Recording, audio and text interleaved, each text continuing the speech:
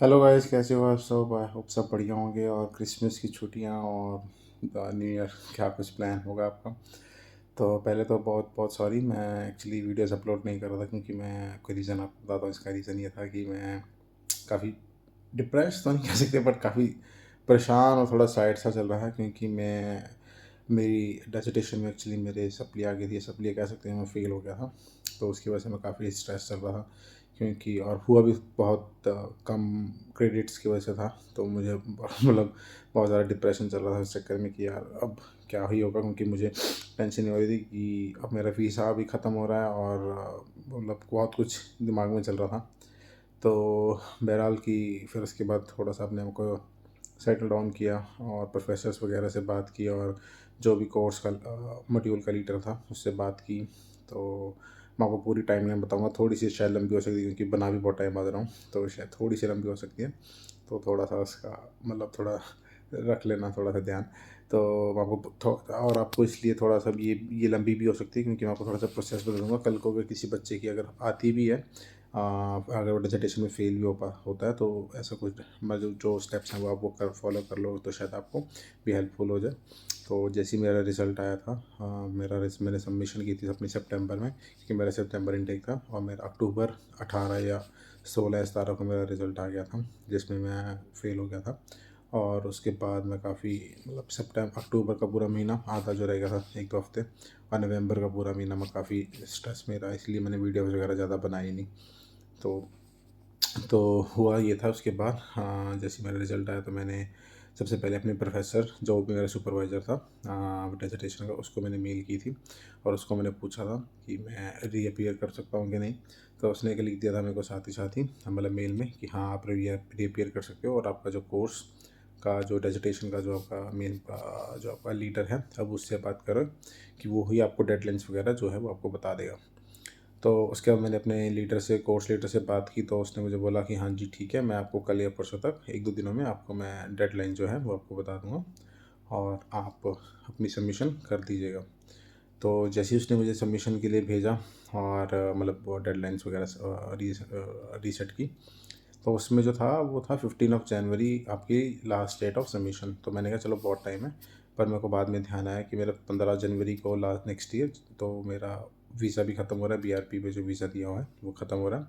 तो फिर मैंने उससे बात की तो उसने मुझे कहा कि आप अपने जो यूकेवीआई की टीम होती है पीसीयू में, उससे बात करें, वही आपको बता सकते हैं। तो मैंने उनसे बात की, उनको पूछा कि ऐसा मेरा डेज़र्टेशन में रीसेट आ गया है, तो अब मुझे वीज़ा एक्सटेंड करवाना पड़ेगा क्योंकि डेडलाइन भी वही है, 15 जनवरी है, और मेरा वीज़ा भी डेडलाइन को ख़त्म हो रहा है। तो मैं क्या है, और ये भी एक था चीज़ कि अगर आप अपना बीआरपी पे जो वीज़ा जो डेट है आपका 15 जनवरी जैसे, तो अगर उससे पहले पहले आप वीज़ा अप्लाई नहीं करते हो अपना मतलब पीएसडब्ल्यू, तो आप उसके बाद एलिजिबल नहीं हो पीएसडब्ल्यू अप्लाई करने के लिए।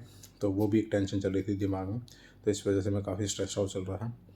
तो फिर इन बिटवीन मैंने सोचा, जो मुझे लगा था कि शायद वो डिसर्टेशन का जो लिंक होता है जहाँ पर आपने रीसेट कर का सबमिशन डालनी होती है, वो ओपन हो रखा होगा, क्योंकि जैसे यूजुअली होता था कि जैसे जून या जुलाई में आपका रीसेट कर रहा हूँ, जो डिसर्टेशन का जो अपलोड करने की जो लिंक्स होते हैं वो अवेलेबल हो जाते हैं जब भी आपको लगता है कि आपने सबमिट होगी, आप मतलब आपने बना लिया और आपका सुपरवाइज़र सेटिस्फाइड है, तो आप वो सबमिट कर सकते हैं। ज़रूरी नहीं कि आपको जो भी आपकी डेडलाइन दी है उसी दिन करनी है या उससे पहले करनी है, 1 दिन पहले, ऐसा कुछ नहीं होता।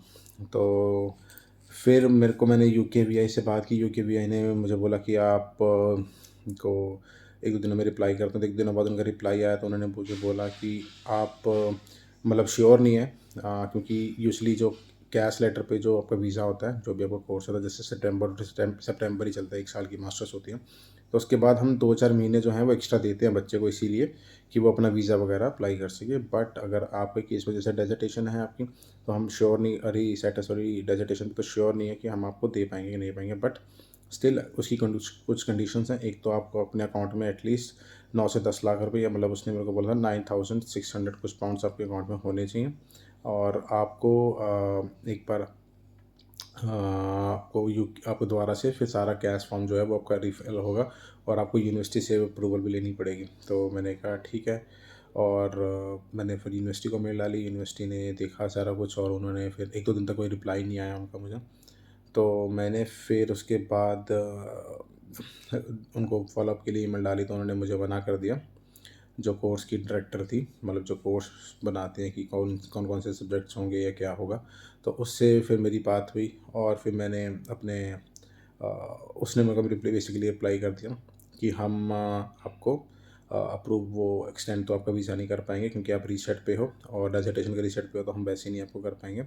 तो आपको ये मैं आपके लिए फ़ेवर कर सकती हूँ कि आपका जो जनवरी का जो लिंक था, जो भी आपका रीसेट का सबमिशन था, उसकी डेडलाइन मैं आपकी कम कर सकती हूँ। डेडलाइन आपकी मैं नवंबर में ही दे दूँगी। अगर आपको लगता है कि आप नवंबर में अपनी सबमिट कर पाओगे या नहीं कर पाओगे, तो वो आपके ऊपर। अगर नहीं कर पाते हो तो भी कोई इशू नहीं है, फिर आपको 15 जनवरी को आपको कर देंगे। वो आप तब भी अपलोड कर सकते हो, बट आपका फिर उसके लिए आपको वीज़ा हम एक्सटेंड नहीं करेंगे। वो फिर आपको अपना वापस इंडिया जाना पड़ेगा, वहाँ से सबमिट करनी पड़ेगी और उसके बाद रिज़ल्ट जो भी आएगा वो फिर आपको जैसे भी होगा, वो मतलब ये स्टूडेंट वीज़ा आपका ख़त्म हो जाएगा। उसके बाद जो भी आप वीज़े पे, अगर कोई टूरिस्ट वीज़े पे या कुछ भी अलग वीज़े पे अगर आके आप अपनी ग्रेजुएशन डे जो सेरेमनी, अवार्ड सेरेमनी होती है, अगर वो अटेंड करना चाहते हो, वो फिर अलहदा इशू है।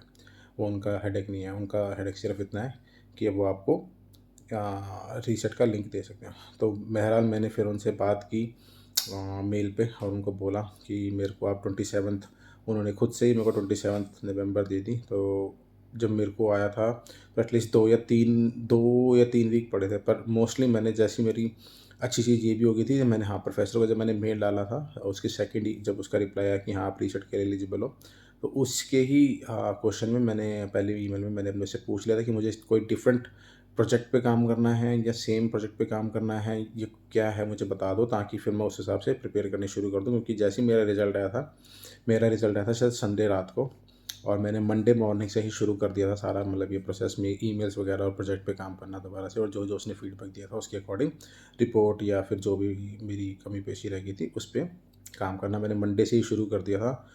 मतलब मन तो नहीं था, बट चलो अब करना तो था ही, पास तो होना ही था किसी न किसी तरह।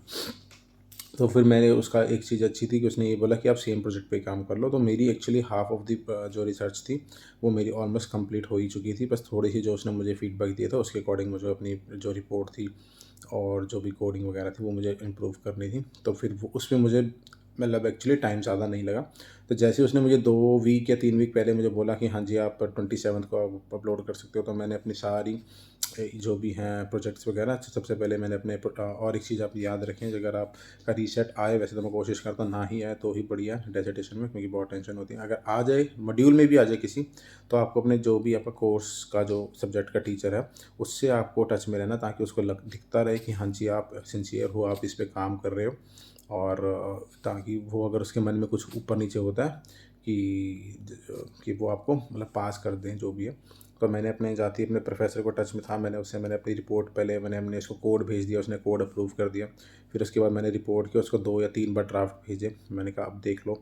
तो उसने वो 2-3 बार ड्राफ्ट चेक किया, उसके बाद फिर उसने मुझे फीडबैक जो दिया उसके अकॉर्डिंग फिर मैंने अपनी रिपोर्ट जो है वो सबमिट कर दी। और उसके 27 ऑफ नवंबर मैंने सबमिट किया था, और मेरा शायद 15 दिसंबर को मेरा रिज़ल्ट आ गया और मैं एक्चुअली पास हो गया हूँ। और बस बहुत बहुत ज़्यादा टेंशन थी जो सिर पे वो उतर गई है। और ये था कि जो मतलब 2 ढाई महीने का जो मेरा हार्ड वर्क था, जो मुझे लगता है कि पहले अगर और कर लेता तो शायद इतना टेंशन ना होती, पर चलो कोई नहीं, देर आए दुरुस्त आए, जैसे भी करके मास्टर्स मेरी कंप्लीट हो गई है। तो मेरा रीज़न यही था वीडियोस ना बनाने का और कुछ ना मतलब करने का, कि मतलब मैं ज़्यादा शॉर्ट्स वीडियो इसलिए नहीं कुछ डाल रहा था क्योंकि मैं इतना खुद स्ट्रेस आउट चल रहा था।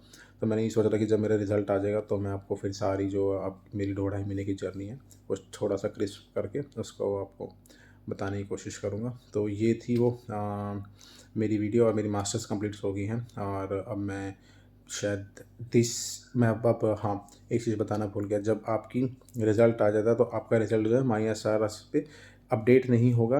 आपका जब तक वो एग्ज़ामिनेशन बोर्ड होती है, वो जब तक वो आपके एग्ज़ाम जो भी आपका रिज़ल्ट आया वो अप्रूव नहीं करती, क्योंकि कभी-कभी क्या होता है आपके नंबर कम या ज़्यादा हो जाते हैं। बेसिकली कम ज़्यादा तो कुछ नहीं होता, सेम ही रहते हैं, बट कभी-कभी ऊपर-नीचे हो जाते हैं कइयों के नंबर। मैंने देखे हैं कहीं जो बहुत ज़्यादा ब्राइट स्टूडेंट होते हैं, अगर एक आधे नंबर से वो उनकी वो डिस्टिंक्शन रह रही है तो वो दे भी देते हैं कि चलो डिस्टिंक्शन दे दो इसको।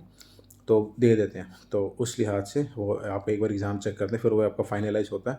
फाइनलाइज़ होने के बाद आपको एक ईमेल आती है यूनिवर्सिटी की तरफ से कि उसमें लिखा होता है कि आप अपना पीएसडब्ल्यू जो है वो अप्लाई कर सकते हो, क्योंकि वो उस ईमेल के थ्रू वो ये एम्बेसी को भी बता देते हैं या होम ऑफिस को बता देते हैं कि इस बच्चे ने अपनी मास्टर्स जो है वो या जो भी स्टडी करने आया था वो कंप्लीट हो गई है और ये उसका कैश नंबर है।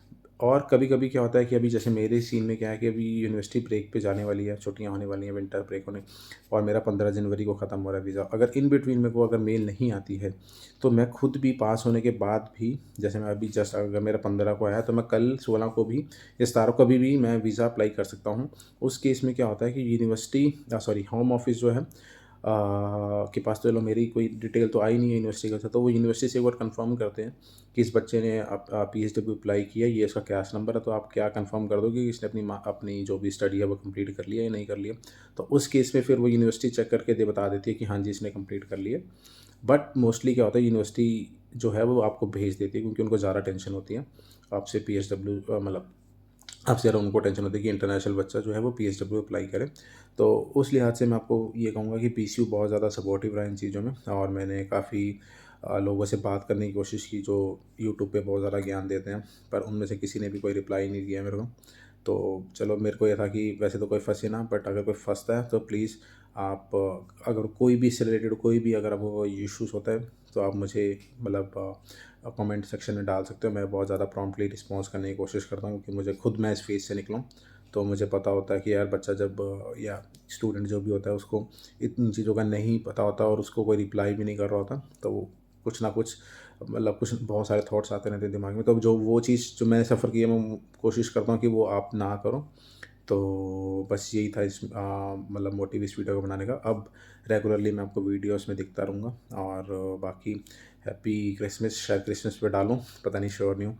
बट या जो भी है और एक चीज़ जो अभी नया स्टूडेंट आए हैं, जो नए लोग आए हैं, तो मैं कोशिश ये करूँगा अगर अगर आप फ्री हो, अगर आप काम नहीं कर रहे हो, तो एक बार आप क्रिसमस से पहले या क्रिसमस से पहले कोशिश करूँगा आप चले जाएँ, एक बार लंदन जाएँ, लंदन जाके आप लाइटिंग्स वगैरह देख आएँ, क्योंकि बहुत ज़्यादा ही अच्छा वो होता है। मैं ये प्रमोट नहीं कर रहा हूँ, बट क्योंकि मैं खुद जाके आया हूँ तो बहुत ज़्यादा अच्छा एक्सपीरियंस रहा, तो मैं कोशिश कर रहा हूँ कि यार जो लोग आए हैं, नए आए हैं, वो जाके एक बार देख आएँ। और बाकी अगर नहीं भी देख आते, काम ज़रूरी है, पैसे ज़रूरी हैं, तो वो आपके ऊपर है, क्योंकि क्रिसमस तो रोज़ आता रहेगा, पैसे रोज़ नहीं आएँगे। तो यहाँ तो वैसे भी थोड़ा-सा दिक्कत रहती है सर्वाइव करना विदाउट पैसों के, या पाउंड कह लो बेसिकली। तो कोशिश ये करें, अगर जा सकते हो जाएँ, नहीं जा सकते हो तो कोई इश्यू नहीं।